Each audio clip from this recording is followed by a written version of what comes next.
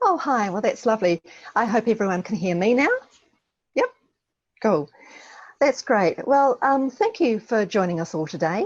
I'm hoping that you'll get a lot out of today. It's about helping you understand a little bit more about SEO ranking and how your customers can find you a little bit easier. Now, my name is Avril Ma. I'm a business coach and entrepreneur mentor, and it's my pleasure to introduce you to Nathan Archer. Now, I first met Nathan a few months ago, and we were both on the similar Facebook groups. We're both coaches, so we seem to frequent the same sort of places. So one thing that was interesting was that I realised that Nathan had an awful lot of really valuable information that could be beneficial to a lot of my clients and a lot of the people that I know. So I asked Nathan whether he'd be kind enough to share some of his knowledge with us, and fortunately for us, he said yes. So let me just tell you a little bit more about Nathan. I might have to refer to my notes. Okay, so Nathan started his photography business right from scratch in 2004, and during the next 7 years, he built it to be one of the leading portrait studios in Perth with 4 staff and a turnover of $700,000. Now, he spent thousands of dollars on SEO with many different agencies, and some of them he had to pay to undo the work of the previous agency. But all through that, he learned what really worked and what really made a difference, and what really gets you on the front page of Google, even in an extremely competitive industry like photography. Now Nathan has created a course to teach other small business owners about SEO so that you can be more comfortable and confident about what to do, how to do it, and to develop a plan to actually implement. And I'm really pleased that he's going to be able to share some of that information with us today. So over to you, Nathan. Excellent. Thanks, Avril. Okay, guys, so I am Nathan Archer. I am based in Perth in Western Australia. I know most of you guys are over in New Zealand, and for you it's mid-afternoon. For me, it is mid-morning. So g'day from WA, as they say over here. What we're going to do today is go through a little bit about the 4 pillars of SEO. I hope you guys can all see that there.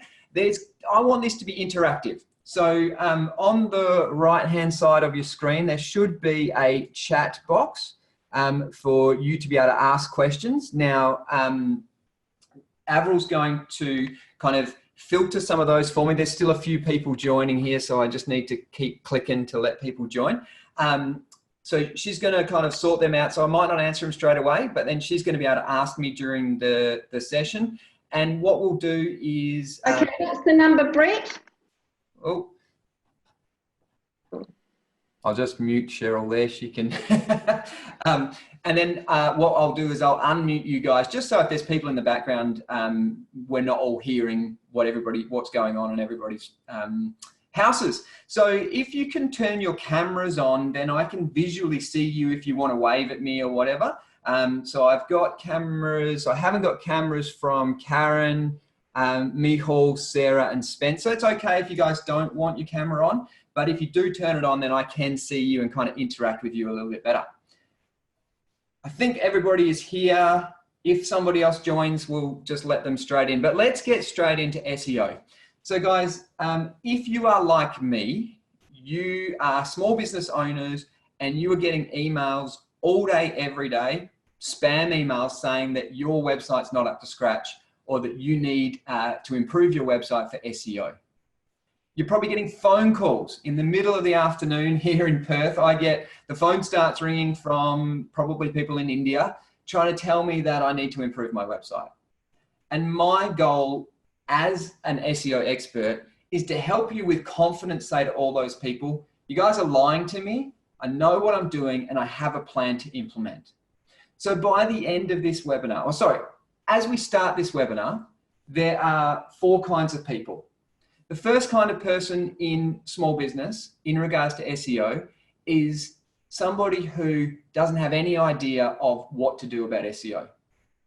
The second kind of person doesn't know how to implement, how to do their SEO. The third kind of person is somebody who doesn't have a plan. So they might know what, they might know how, but they haven't got a plan to do it. And the fourth type of person in regards to SEO is you. And you have to decide at the end of this webinar, because I'm going to teach you what to do, a bit of how to do it, and I'm going to encourage you to make a plan. You're going to choose where you're going to sit. Are you going to be in control and have confidence with your SEO, or are you going to be one of those other three? So that's my little challenge to you as we get stuck in. So you guys have Harvey Norman over in New Zealand, and Jerry Harvey, one of the partners, Mr. Harvey himself, he said, why do I advertise in every Saturday newspaper? And his answer was, because the person looking for a TV this week wasn't looking last week. The whole goal of SEO is that you are in front of your customer when they're ready to buy. Now, how do you get in front of the customer? There's so many ways you can do that. People talk about social media, they talk about paid ads, AdWords, all of that kind of thing. The thing is that after the death of the yellow pages, Google's the main place people go to when they've got a question or when they're researching a product. And before they buy, they often research. So being found on Google is crucial for the success of the marketing of your business. Let me give you a few stats. So when you go to a Google page, you have up the top, you have the paid listings. Often you'll have a map and some listings that come up on the map. Then you have the organic side of the search results. Those paid listings, somewhere between 10 and 20% of people will click on those. On the organic side of things, listing number 1 to number 5, 65% of the clicks on a search page will be on between number 1 and number 5. So if your strategy is just to pay for your search, Google AdWords, you will eliminate 80% of your possible audience, because 80% of people will never click on an ad. They assume that ads are kind of trying to rip them off, or that they're kind of not there authentically. The map works, and the map is both organic and can be paid, but number 1 to 5, 65% of the traffic is right there. Now there's a joke in the industry. If you had to hide a dead body, where would you put it? And the joke is on page 2 of Google. Okay, tough crowd, nobody's laughing. Because only 10% of people ever click to page 2. So we really need your business to be between 1 and 5, and preferably 1 and 3 on the organic listing. How the heck do you do it? Well, that's what today's about. So let me teach you the 4 pillars of SEO, and let's jump straight in. So let me find my marker here. Okay, if you guys watched the little video that Avril might have sent out, you've probably seen some of this, but I want to dig into it in a bit more detail. So for me, there are 4 pillars of SEO, and you must do all 4 to keep the building up. If you fall on one of them, it's just not stable. So they start with a triangle. So this is my on-page triangle of SEO. To come up on the front page of Google, Google has a whole lot of things that, parameters that they check about your website when they decide who comes up first. And these are the 4 pillars that are, that kind of are those things that Google are checking. So number 1, your website must be relevant. So think about it. When you guys are searching on Google for a product or a service, and you type in that search term and then all the listings come up, as you read down, you are going to click on the one that seems to answer your question the best. Am I right? So if your website is relevant, because Google is a business just like you're a business. So if your website is relevant to what the searcher wants, then you're going to get the click. But to get there, Google first needs to assume or needs to see that your business is relevant to what they're searching for. If Google stopped giving us as its users relevant search terms, we would go somewhere else. We would go to Bing or another kind of search engine. So it is in Google's interests that they very quickly give us the most relevant answer to their search term. So pillar one of SEO is making sure that your website is absolutely relevant. I'm going to go through them, then I'm going to come back and dig into how you make it relevant. Pillar number two, the second side of the triangle, is to make sure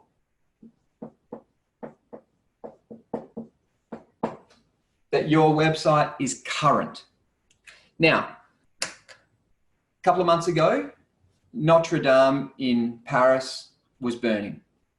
And if you were like me, you were on your phone and you wanted the latest news. You wanted to see what was happening right away.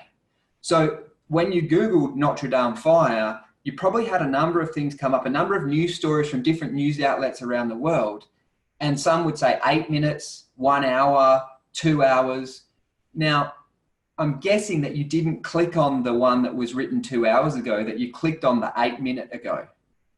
So you want to know the most current information in regards to a news story. So think about it in relation to your business. You're probably not a news agency, so you don't need it to be current every 8 to 15 minutes, but you need to be more current than your competitors. So if you're in the Olympics, to win a gold medal, you don't have to set a world record. You just have to beat number 2.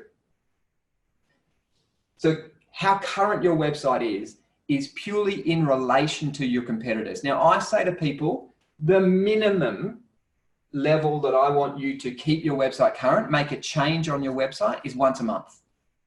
Because that gives Google a reason to come back, the spider, so the program, think like the matrix, to come back and look through your website to check if anything's changed, to make sure that it's relevant to Google's customers. It gets into a routine of knowing that you're changing your website once a month. So it comes back and looks at you once a month. If the spider comes to your website and you haven't changed anything for 6 months, it's not going to come back next month. It's not going to waste its time. It wants to, obviously use its time efficiently. Okay, it's a computer program, but you get what I mean. So if you set up this system of changing something every month, then Google's going to come and visit you every month. On those news websites, Google is crawling that every minute because it wants to give people the latest information. So is this helpful, guys? Can you give me a nod if this is, yep, cool, excellent. So the bottom of the triangle of SEO is that your website needs to be quality. What do I mean by quality? So it needs to be built to the industry standard. So right now, early in 2019, actually it started in 2018, Google was making a switch to really favor websites that were mobile friendly, that were responsive when viewed on a tablet or a mobile device. So stacked, So if your website was not mobile friendly in the quality of the build, then Google started to penalize you and started to show other people's, your competitors' websites higher in the search ranking. Things like, is your website secure? So if you look up the top in the address bar of your website, you've got HTTP. It should say HTTPS. S stands for secure. It's the industry standard. It basically means when somebody types something into your website, a form or submits an email or whatever, that data between your website and the server is secure, so somebody else can't get access to it. The challenge is that there are some big websites that still haven't moved to HTTPS. So things like the weather website, the Bureau of Meteorology here in Australia, their website is not HTTPS. Go figure. So it's not something that everybody's thought of, that everybody's done. But that's the quality side of things. I know as a small business owner myself, you are 100% in control of whether your website is relevant, and you are 100% in control of keeping it current.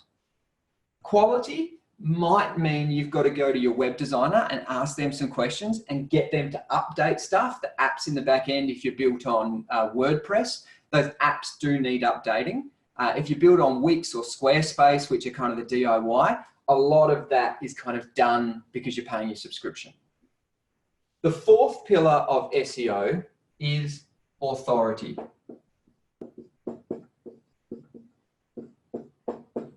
You can tell I'm not a school teacher because my writing is really not neat on the board.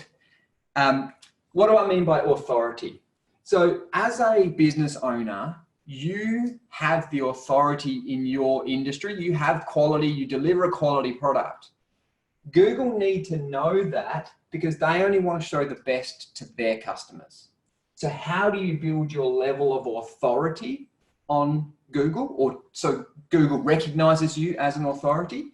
This is what happens off your website. So this is what happens in the web itself. So if we scroll back, say 10, 12 years, it was all about links. The more other websites that put a link back to your website, Google counted how many links you got. The more links compared to your competitors who were trying to rank for the same search term, the more authority you seem to have. Now, what changed is Google got smart and Google went, hang on, a link is not always worth 1 point. Because, and this happened to me as a photographer, I had some SEO companies build me heaps of links in Russia, in Africa, random links coming from pages that were not relevant to my photography studio at all. And when Google made the change from a link is worth a link to a link has to be relevant to the person, you know, a website that links to my website has to have some reason for linking, not just a link farm. Google started to rank those links from good, meh, to no, terrible, negative rankings. What happened to me was I dropped. My ranking on Google dropped like a stone because somebody had built links in Russia and other places that meant once Google weighted them, I had no authority. What I then had to do was pay another web company, another SEO expert company, to undo all those links that the previous company had done. Now, authority is not about the number of links, it's about the quality of links. So, for example, again, I use photography because that's my background. Here in Australia, we have the Australian Institute of Professional Photography. If I wrote an article for the Institute and they put it on their website or they put it on their blog, and I got a link from that page back to my photography page, that is highly relevant. They are the peak body for my industry, so they have a lot of authority themselves, and they give me a link, means that link has a lot of value for Google seeing me boost up. Saying if I wrote a blog or wrote an article for a magazine that focused on photography and they linked back to my photography page, high value link, it gives me that authority in the marketplace. Now there's different ways that you can build authority, but that just gives you a few examples. So what I want to do as I finish this, do we have any questions? I'm going to unmute everybody, so make sure there's no kids screaming in the background.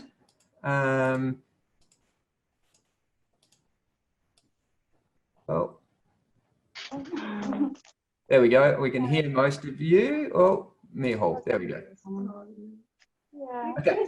The people send me like I'll get awful photos sometimes to work from, but obviously if you've got to, I can put them together. So I generally start off by using my Photoshop to put the photos together in the composition how I want them, and then I'll draw. Hang on, is that you, Sarah? Sorry, we're I'm drawing. I can edit and alter it. Sarah, is that a question from you? This is really old. Oh, that's really pretty old. Yeah. Okay. So guys, what I'm going to do, just because obviously Sarah might not be hearing us, etc. If you've got a question, you've got your video on, can you wave to me and I'll answer your question. Anybody got a question of what we've gone through so far? Making sense, everybody? Yep. Cool. Any questions, Apple? Anything you want me to go into? Nope. Okay, let's keep going. Okay. So let's jump into making sure your website is relevant. I'm going to mute you guys again just because I can hear people having breakfast or afternoon tea or whatever it is. Cool. Okay, and remember you can type questions on the side in the chat. Yep, cool. I got you guys there now. Okay, let's talk about being relevant. So I want you guys to think about, if you've never done this before, I'm sure you have, who do you want to attract to your website? Who is your customer? Now, so many people go, oh yeah, it's these people. Think about very specifically. You've probably got different areas of business and you've got different customers focusing on different parts of your business. So rather than trying to bring people to your front page, what if you brought people to an internal page of your website, something very, very specific? What would they be searching for? So being relevant is, first of all, making sure that your keywords, and if you're new to SEO, keywords are basically what are the words that somebody would type into Google that you want to be found for, that you want to come up for. If you've done SEO, done marketing before, this is kind of old stuff, but what you might not have thought about is what words location-wise do I want to come up for? So what Google's doing a lot lately is they're really pushing, searching for a service or a product near me. So I don't know if you guys have seen some of that marketing where Google's saying, search for blah, blah, blah near me. Because people are doing more and more searches on the mobile phones, on mobile devices, we are seeing a lot more of people searching for blah, blah, blah near me. So how do you come up near me? Well, you need to put in your keywords on your pages, location terms. Google needs to know where you are. How do you do that? Okay, I was a photographer and I'm just going to quickly screen share, excuse me, my page here. Okay, so here is my photography webpage. This is our pet photography page. And you can clearly see that in my top heading on my page, it's got pet photography Perth. So if somebody is typing into Google pet photography or pet photographer Perth, my key terms are right there. You'll also see up the top here in the actual kind of description of the page, I've got beautiful pet photography in Perth. It's a bit cut off there, you can't quite see it, but the name of the page is the same and I've got that location in there. So if somebody's searching for that, then I'm coming up. Now, when you create content that is relevant, when Google looks through it, they're going to see that and then they're going to put that on the front page of Google because you are more relevant than your competitors. How do you do that? Okay, so you put these keywords into your paragraphs. So if I scroll down, you'll see that we've got the word pet photography or the phrase, because it's not just about one word. So somebody might be searching for pet photography. And then we've got, okay, we've also got portrait photography. So that is potentially a secondary keyword. We've got pets. So you'll see, so people talk about keyword loading.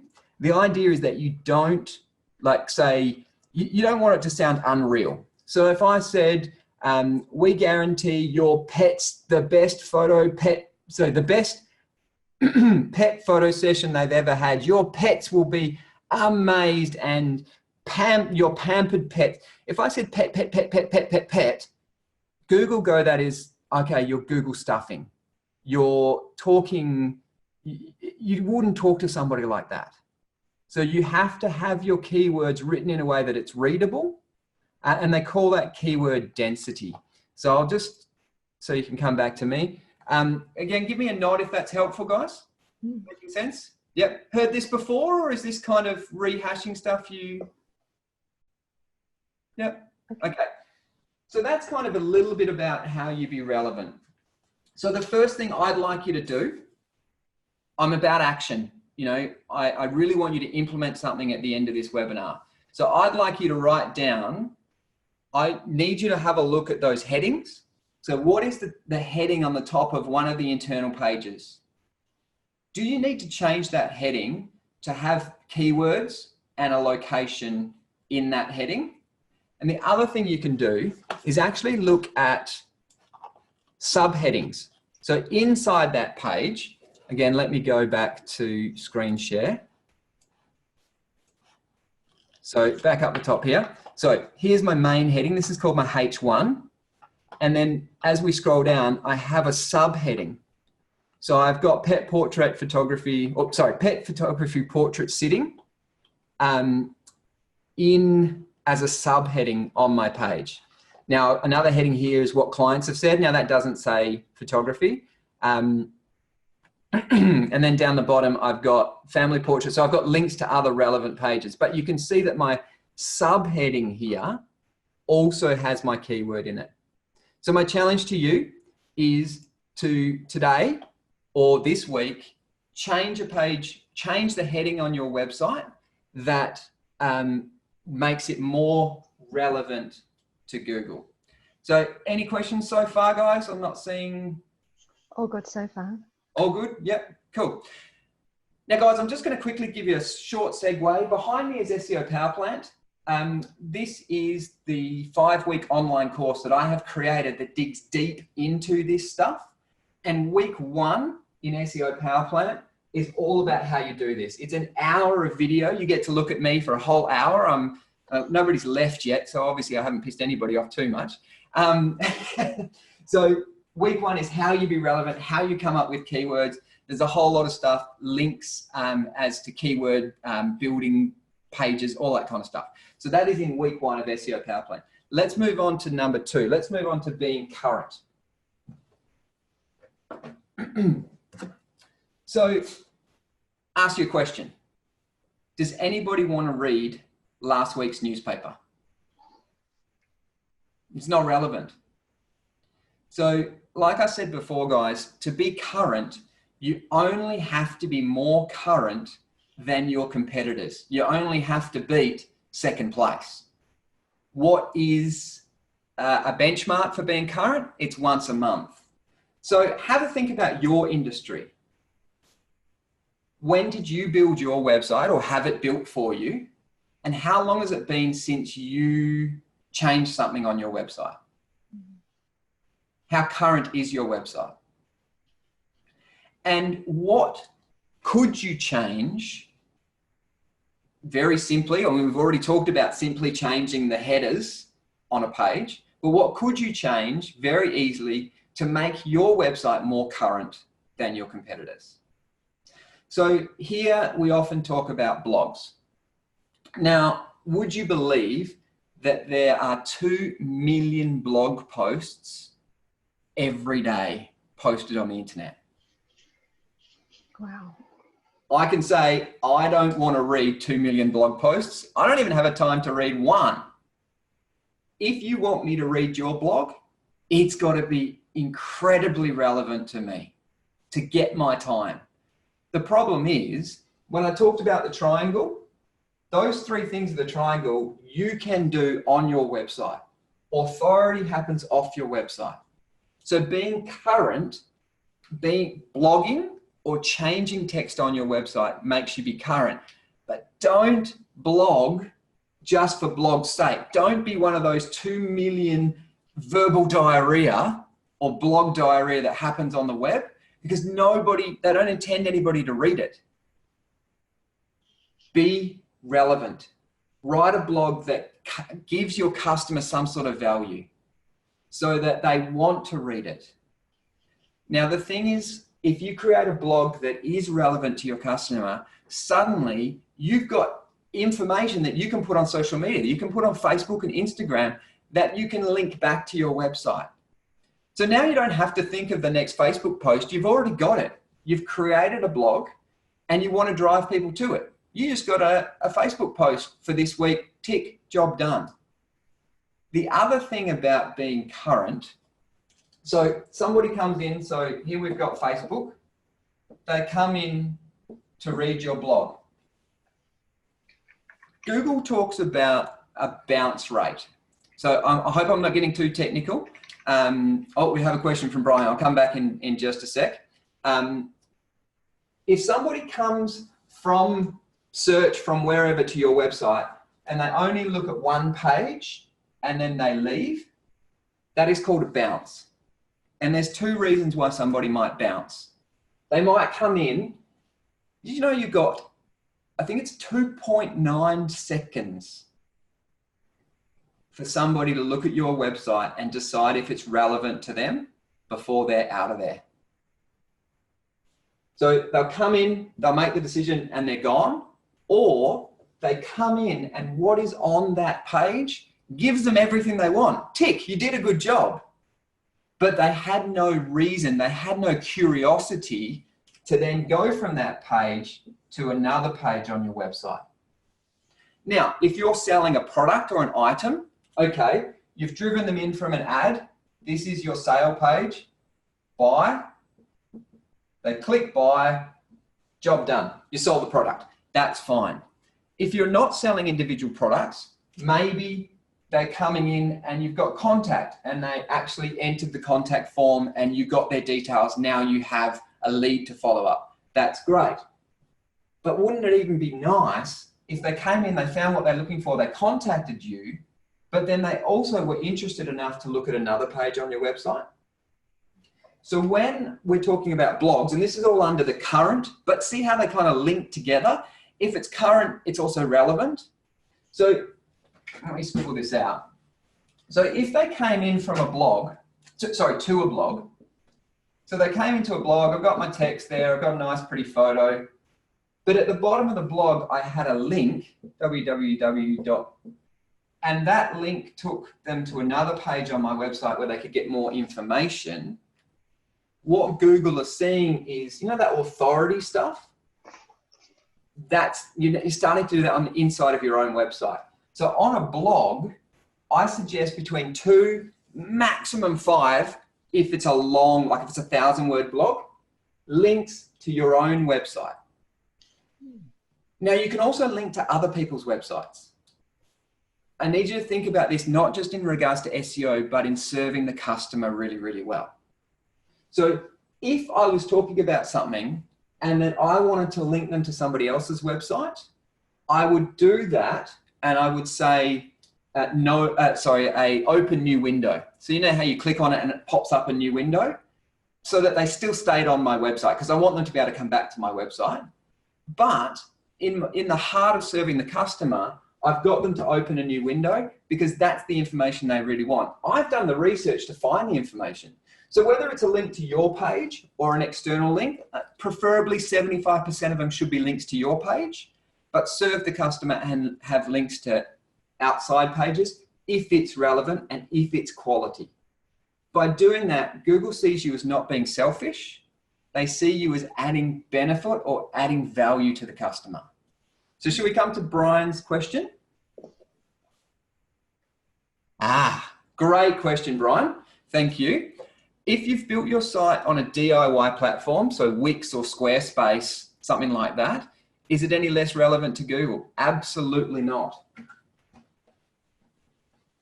The thing is, we are living in a time of the rise of a DIY economy. We have Uber, we have Airbnb. So things are decentralizing from the big boys. So at the moment, I think it's about 65% of all websites in the world are built on WordPress. That's what you're probably talking about in regards to a professionally built website. DIY is probably Wix or Squarespace. They're the two other big ones. Kajabi, there's a couple of other ones where you can build it yourself. The great thing about Wix and Squarespace is because it's a subscription-based, you're actually getting all of the updates. So you've caught me to jump ahead, Brian, because next we're going to talk about quality. All of the updates are done by them. You don't have to worry about keeping your website quality. If you're on a WordPress site, And most people who've had a website built for them in the past, it was probably built in WordPress. You still need to log in every 3 months, 6 months, and check that all of the little apps, just like on your phone, the apps need updating. In WordPress, all those apps need updating to stay current. And if you've got a lazy web designer, chances are they're not doing it. Chances are those apps in the back end are kind of old versions and they need to be updated. The problem is when you update them, sometimes things break because they do slightly different things. It's annoying, bloody computers, but they need to be updated. So if you're on WordPress, make sure that you're updating that back end. We'll talk about that in a sec with quality. If you're on one of those other platforms, generally that stuff is done for you. I want to jump in and talk about quality because there's one thing that 95% of websites don't do, and you guys can do it straight away. Does that answer your question, Brian? Yep, cool. You said great, thanks. Okay, so let's talk about quality.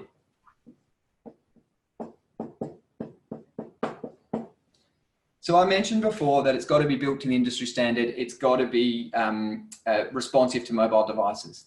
The one thing, and as I look around the web, I see this again and again and again. Every picture or image on your website is an opportunity for you to tell Google how relevant your website is to the search term. 95% of websites don't do this. It's simply your image name, .jpeg, or it might be .png or whatever. So whatever you call the photo on your website, it comes out of the camera, it might be 3072.jpg. Now, if I upload 3072.jpg to my website, it tells Google absolutely nothing about what that photo is. If I change the file name of that photo to be, okay, let's talk about pet photography.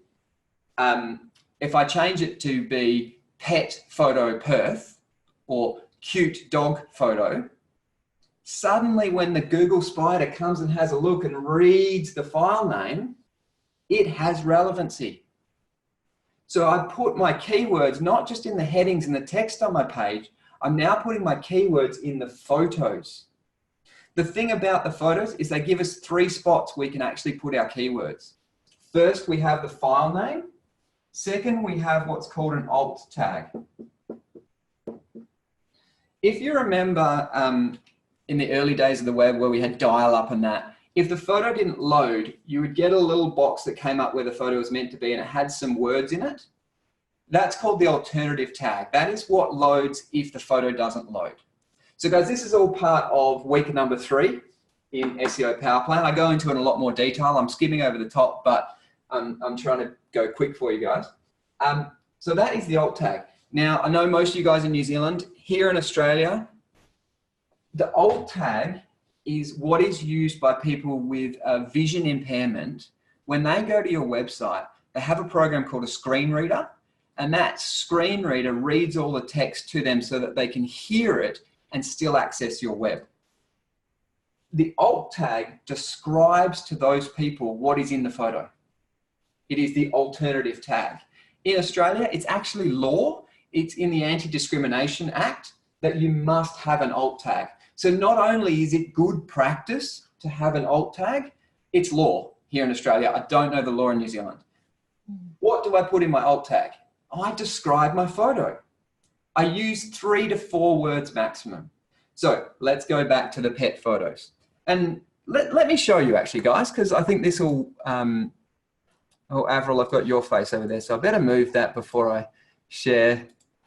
There we go. Oh, okay. So here is my page. If you guys use Safari, this will work exactly the same. I'm in Safari just because I like how it works. Are we seeing? We're seeing your Facebook page, Nathan. Oh, why are we seeing that? Hang on a sec. There we go. Thank you. I think that was Brian. Now, are you seeing? Yes. Yep, better. Yeah. Sorry. Okay. So if I right click on this photo and I go down to view image info, up will come all of this computer geek talk. Don't get stressed. It's really simple. Now you can see over here that there's a whole lot of address stuff and what kind of type of thing, because I'm on the media section here. So I'm just going to scroll down a bit. Okay, so this is an image. Here is where it's stored in my website, and here it's what it's called, motorcycle car photos. Now this image actually comes from my menu bar up here. If I just click here, it's this one here. It's not actually on my page, it's in my menu bar. So one sec, I'll just go back to that. So I'll scroll down to one that's actually on my page. Okay, here we go. So we've got the image is called Dog and Kids. 150 is the size. But look down here, associated text, pet dog family portrait. So let me show you guys, that's that photo there. And the alt tag is pet dog family portrait. Let's go to the next one, which is the next photo in my gallery. Cute pet dog, dog portrait, pet bird photographer, happy dog. And then I've got happy pet and family. So by simply adding in that alt tag, let me turn my screen share off so you can. So simply adding in that alt tag, I had the opportunity to tell Google to make my page more relevant with those keywords, not just in the name of the photo, but with the alt tag as well. The third place that you get to do this with your photos is called the description. So the description, you get to get even more detailed. Now this works so well because you get more of those keywords into the page, because when Google comes and looks at the page, they're looking at all of the text on the page, then they're going through and they're looking at all the text you've related to the images. Now, if the images are related to what your page is talking about, Google goes, good, good, good. Can you see how much difference this would make compared to 3072.jpg? Absolutely. It's just reinforcing to Google, this is what this page is talking about. Now, what about keyword stacking? So I talked about before about putting too many keywords in your paragraphs. I got some very bad advice about 7 years ago in regards to this. SEO expert told me to use the same alt tag and the same description for every photo on my page. We have a saying, if you don't lie to Google, you don't have anything to worry about. And doing exactly that is lying to Google. Because you're trying to fool Google into ranking for one particular keyword by the whole page being about that one keyword. So what I suggest is change up your alt tags and change up your descriptions and make them relevant. I had an example in my photography studio where a particular customer went onto the Google image. You know, you can type into Google and you've got search and image and maps up the top. So they were clicking on image and they were looking for examples of photography in Perth. And they called me and they said, Nath, we're calling you because out of all of the images that we've liked, all of the examples that we've seen, 60 or 70% of them are yours or your company's. Yes, there's a spattering of other stuff that we like, but the majority of what we like are you. So we want to book you. Now, I'm a photographer, so obviously image search is relevant, but it is also relevant to your business. So doing this stuff when you upload your photos is going to make a difference to your SEO. And that is week 3 of SEO Power Plant. Let me jump in to week 4, which is authority. Was there a question? I thought I saw another question there. Nope. I'm boring all of you with my dulcet tones. Any questions from you, Avril, at the moment? No, I've just been really fascinated. What was interesting to me was the whole photo thing. When I think of all of the photographs that I've put up on my websites over the years, all this wasted opportunity that I was just never aware that you could alter or even that the photographs had a description and a tag. I've never even occurred to me. So that in itself has been hugely valuable. So thank you. No worries. So guys, whatever platform you're built in, it will have a different way of changing this stuff. I don't know if you're in WordPress or Wix or Squarespace or whatever. simply Google or jump on YouTube and you go, how to change photo alt tag Wix. Or if you're on Wix, do it in their website, in the help section. It's there, it's simple. What I will say is don't go messing around with the image name, because it'll lose the link, it'll lose the connection, and it's like the map description. It won't be able to find the image. But any new images you do upload, make sure that you name them relevant to what you want to be found for search-wise. So let's jump into authority, guys.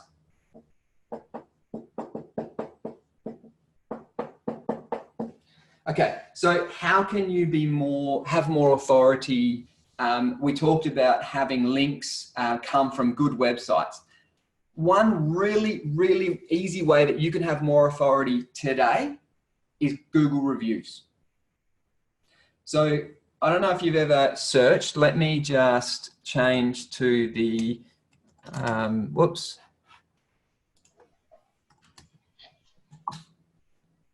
Okay, so I'm going to share my screen again, guys.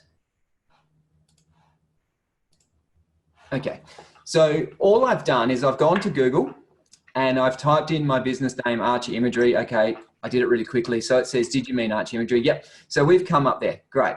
On the right-hand side here is what Google knows about my business. So you can see the little map thing there, etc. It's got, you know, we're open, blah, blah, blah. See, I've got 63 Google reviews.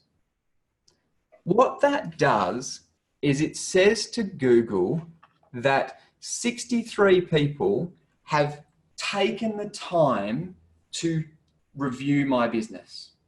It does three things. Number one, it builds a reputation where people know that they can trust me. Number two, it gives me reviews that I can put on my website so that when people are looking through, they've got that social proof, because people kind of, especially now in the days of social media, they trust a review. But number three, it tells Google that 63 people, real Google customers, have said that I'm good. Now, in the days of faking it, I said, if you don't lie to Google, you've got nothing to worry about. In the days of faking it, people would set up fake accounts and they would do fake reviews, and they still do. So you can get reviews on Facebook, you can get reviews on other websites, and look, don't not get those. I recommend getting reviews in other places. But if your customer has a Gmail account, and when you finish delivering the service or delivering the product, if you ask them, would you mind doing a Google review? Just ask them verbally, and then I often send them an email. And in the email, say a week later, I simply say, you know, dear Therese, it was an absolute honor doing your family photos. Would you mind giving us a Google review? I put a link to the Google search page, and I simply say, all you need to do is be logged into Google, logged into Gmail, look on the right-hand side. Let me show you guys again. I see there's a question come through. So be logged into Google. So I'm logged in, look on the right-hand side, scroll down a little bit, write a review. Now, I don't hinder people with this. I ask them once verbally when they were picking up their photos and once via email, and I would get about 1 in 5 actually do it. And what I would do is I'd make it a KPI. So I'd like a Google review every 4 to 6 weeks to keep it current. You know, we talked about the triangle, keeping it current. But because they're from real people, Google knows that these people are using their email address. You know, they're using it, they're a real person. And so that Google review has more authority than a Facebook review, a word of mouth, or whatever other review you guys might be getting. So you start to build your authority in Google itself, not just on the web. Is that helpful, guys? Oh yes, I was wondering how you do the whole Google review, and it seems really easy to make it all happen. Thanks, everyone. I'm just reading the message. Yep. So Lisa says, okay, about the SEO power plant. Mihal, Google reviews are great for your business. Absolutely. Okay, so let's talk about SEO power plant. So before I do, there are 3 top mistakes that people make when it comes to SEO. The first mistake is they pay somebody to do their SEO, but they have no idea what that person's doing for them. So they get their monthly reports, and you might be paying anywhere from $300 to $2,000 a month for SEO, but really you have no idea what they're doing. The monthly report says we've done this, this, and this, and often they're working on the authority stuff and they're doing blogs all over the website, that kind of blog diarrhea I talked about. But you don't know if any of those blogs are actually relevant, if they're quality, and if you're actually getting any links or flow back to your website. So the first thing is, don't pay for it unless you know what you're paying for. The second thing that people make in regards to a mistake in regards to SEO is they pay for those Google ads because they think it's the only way to get that traffic. And the third mistake that people make is that they bury their head in the sand and they think it's all too hard. You know, my story is I learned this stuff because I was a photographer. I wasn't an SEO expert, but I had to become an SEO expert because otherwise it was going to keep costing me money every month paying people when I didn't know what they were doing.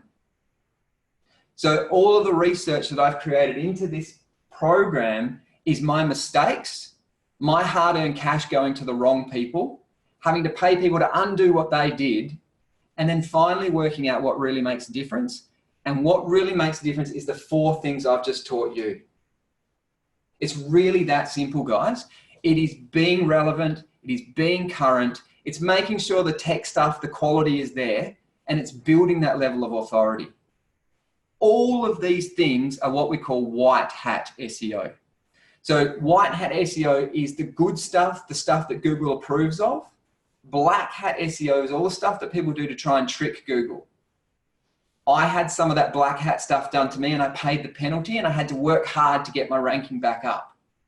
The thing is, some of these verbal diarrhea blog stuff, I think hinges on black hat SEO because it's not being done to serve the customer, it's being done to get you ranking. And anytime you do stuff for the wrong motive, you're kind of trying to trick Google. So everything I've taught you today, although it's going to increase your SEO, it's done for the right reasons. I mean, realistically, if you had better text on the top of your website, week 1 of SEO Power Plan, if you were more relevant, isn't that better for your customer anyway? And the byproduct gets you a boost in SEO. You know, week 2, if you're more current, if you make a commitment and a plan to going in and changing something on your website once a month, isn't that better for your customer anyway? And you get a boost to SEO? If the quality side of your website, if you go in and you do, name your photos properly, and I've just shown you one thing of quality, that's better for screen readers. It's better for people with a vision disability, and it's going to give you a boost of SEO. If you think carefully about where you want your blogs to go and you build a better reputation with your Google reviews or other reviews, but specifically Google, that's building your reputation online and it's good for your SEO. Am I starting to sound like a broken record? The whole idea is this stuff, it all links in together. That's why I said at the start, you can't focus on one pillar over the other. They have to do all 4 because they link in. So let me tell you more about this. SEO Power Plan is 5 weeks. It drips. So the first week you get week 1. It's 5 or 6 videos depending on how much I talked, and you can tell I talk from this video. And they're between 7 and 12 minutes each video. But each video is specific to one element for you to learn and implement straight away. Week 1, you get introduction and some terminology. So we go through some of the words that you're going to hear, the white hat, the black hat, some of the tech stuff. The whole course is not too techy. It's all about implementing. And then you get relevant. Week 1 is being relevant. You get worksheets. So every week there is worksheets for you guys to go through to fill in the blanks and implement it on your website. What I've done, guys, is video number 2 of every week is implement video. So that's how quickly, after like 15 minutes of watching me, you are going to decide to do something to implement that week. And then the other videos are more detailed information. And then we have a bit of a sum up, and there's a little bit of a challenge every week to get it structured straight away. Week number 2 is being current. So it's what you can do, how to write blogs, how to write effective blogs. Week number 3 is quality. What you can do or what you need to ask your web designer to do to make sure you stay quality. Week number 4 is offsite SEO. It's all about building that authority. And week number 5 is once you've got all this traffic coming to your website, what are you going to do with it? How do you actually maximize your return on all this investment you've made? How do you get them to either buy your product? How do you get them to click the link to send you in a lead, or whether they are getting some sort of download or whatever? How do you actually maximize all the work that you've done? That is week number 5. So that is SEO Power Plant, and it will be available. I'll put the link in the chat in just a sec, and you guys will get an email to the review of this. So how much, I hear you asking? Okay, so Avril has twisted my arm, and SEO Power Plant is normally $347 US for 5 weeks of training and all of the worksheets. But since you guys are in New Zealand, I'm doing it for $347 New Zealand dollars. There's no tax, so it's $347 New Zealand. So that is over 30% off, and that's just for you guys who are on the webinar. Now, I created this program because I'm a small business owner like you, and this was the one thing that all small business owners who are coming to me for help, they say, Nate, how the heck did you get your website on the front page of Google? And how the heck did you keep it there? I said, guys, it's really simple. These are the 4 things you got to know. These are the 4 things you got to do. If I had one thing to give back to the small business community, it's this. And that's why I created SEO Power Plant. So I'm going to ask for any questions. I'm going to put the link in the chat in just a sec. But guys, I'm going to unmute people, so make sure there's no people running around the background.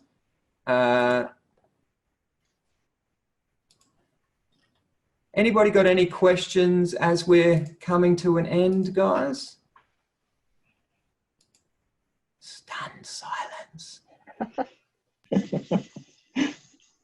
Have I just, is it been too technical? Well, Lisa, I'm struggling unmuting you for some reason. You're unmuting.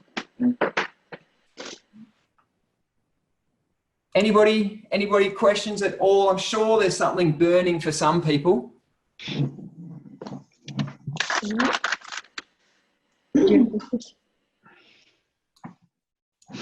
No, nothing at all, guys. No, it was fantastic. Thank you very much. No Yeah, worries. thanks, Nathan. Yep. Yeah. Pleasure, Brian. Nathan, you said the courses are drip fed over 5 weeks. So is that like every Monday or a weekend, or is it a regular weekly schedule? Yeah. So basically, once you sign up, you'll instantly get access to week 1, and then a week from that day, you'll be granted access to week 2, etc., etc. So actually, what I haven't mentioned, guys, is there's also a Facebook group that once you get access, I'll invite you into the Facebook group, and it's a place to share, ask questions, to share your wins. You know, because a lot of people are like, man, this is so hard writing your first blog. For example, week number 2 about currency, I spend a whole, I think it's 12 minutes on how to like work out a blog topic. There's a whole kind of chart on blog topics. And then how the heck do you write your first blog? So when you write your first blog, you jump into the Facebook group and you say, hey guys, write my first blog. Can I get some feedback? You know, that kind of stuff. So it's got that support level around. So yes, it drips over it's weekly for 5 weeks. The thing is, you guys get access to this for 2 years. So you can come back and watch the videos of me excitedly teaching you again and again and again for 2 years. Implement, download the worksheets. Let me put the link in the chat roll, but I'll answer any other questions people have. Any questions, guys? Any more questions? I do have another quick question. Yeah. If we've had a website operating for a while, Do you do like an SEO review, or if we screw it up, are you around for help us do it? And SEO is not my field. We've invested in website designers. Yep. But we've kind of been left in the lurch, so I'm learning to do it myself. But do you offer an SEO review service? Just before I answer that, Karen, can you just check that link, Avril? I don't know if I can't see a link here. Can't see a link. No. Why am I gone privately? Hang on. I might have just sent that to you, Spencer. Sorry.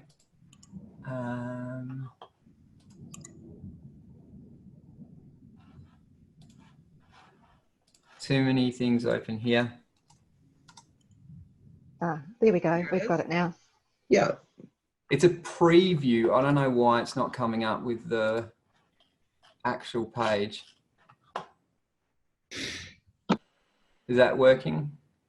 Well, we've got a link. Got a link. Okay. Description there. Yeah. It will come out in the email anyway, guys. Okay, so let's jump back into Karen's question. So Karen, your question was, do I offer SEO audit? Not really. My focus here is teaching you what to do rather than doing it for you. This course does teach you the fundamentals, and you can find out yourself. So as you said, you're not very techie. You don't have to be techie. You know, the reason I started my journey to SEO is exactly what you just said, because my web designer let me down. So I had to learn it out of necessity. It's not that hard. Can I ask what platform your web designer's built in, your web's built in, Karen? So it's WordPress, but with Thrive themes. Yeah, cool. So what I would suggest is jump onto like a YouTube or a WordPress and just Google the Thrive theme, and there'll be videos in there. What you might be able to do is jump with somebody to help that you learn a little bit more of the back end, so that you can implement. This course, because there are so many themes and so many platforms, I can't teach people exactly how to do it in every platform, but I teach you enough as to what to do to then you can go and find out exactly how to do it, or you can ask somebody to implement it for you. Right. So hire somebody on a freelancer or whatever. I'm done with all that. Sorry? That's been a very expensive, appalling exercise. Yeah. Look, Karen, if you like, send me a message afterwards, and I can have a quick look for you, and see if there's something that I can have a quick advice on. But what I'm thinking, you're probably already thinking, is that it's a huge task or huge project. Break it down. Okay. Tackle one thing at a time. Yeah. So, if I could challenge you to do if I could challenge you to do one thing today, it would just be change something on your website. Change, in regards to the currency, just change one header or put alt tags in for a couple of photos. Suddenly your website is going to be more current than all your competitors. You did something. And structure it out. So in SEO Power Plant, you might, and the reason I kind of put it week, so it drip week by week, so you have time to implement. Because if I hit you with 5 weeks at a time, you would just go, I can't do it all. So week 1, focus on your keywords. Let's look at getting those things in place. Week 2, let's focus on teaching you how to write a blog, and then getting you to write a blog. There's actually a challenge in week 2 where I asked you to write a blog in 10 minutes. Yeah. That I can do. So 10 minutes, people go, whoa, if you just turned your phone off, turned your email off, pen and paper or screen, how quickly you can write, and you just started to just go for it, I reckon in 10 minutes you would be surprised at how much you actually wrote. Okay. In the Facebook page, do you pop in and sort of Absolutely. check in on us and things like, I know with the images, when I put in the description, it shows up as text on my website. So little things. Yeah. Yep. In WordPress, there's actually 4 areas that you can put text. So the image name, the alt tag, then there's a description, and then there's a caption. Ah, get rid of the caption. Possibly do to put in captions where you Got want. it. Thank you. So it's those little things that we'll probably post on the Facebook page and go, this is what you do. Cool. And the great thing about Facebook, it's a group thing. So somebody else might have come across that, and before I get even into it, somebody else has gone, oh, you know, Karen, I think you're posting in captions. Make sure you post in description. Lovely. Thank you. No worries. Any other questions, guys? Well, I think that's probably heading to finish up time, Nathan. Yeah. How do you think? Yeah. Last thing I'd like to leave you with, guys, is what is it costing you to not know about SEO? On ROI, you know, 347 New Zealand dollars. If you're paying somebody to do SEO, you're paying that or more a month.